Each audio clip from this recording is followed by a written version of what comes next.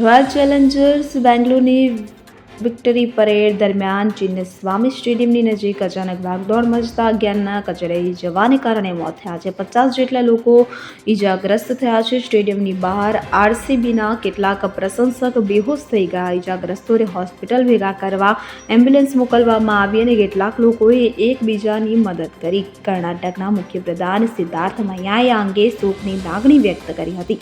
જણાવ્યું હતું કે માંડ 35 થી 40 હજારની ક્ષમતા ધરાવતા ચિન્નસ્વામી સ્ટેડિયમમાં 2 થી 3 લાખ લોકો આવી ગયા હતા.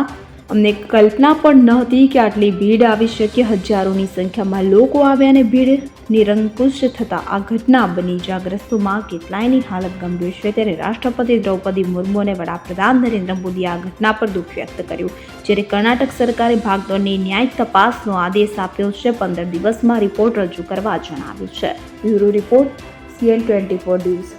હવે જુઓ દેશ દુનિયાની તમામ ખબરો તમારી આંગળીના ટેરવે.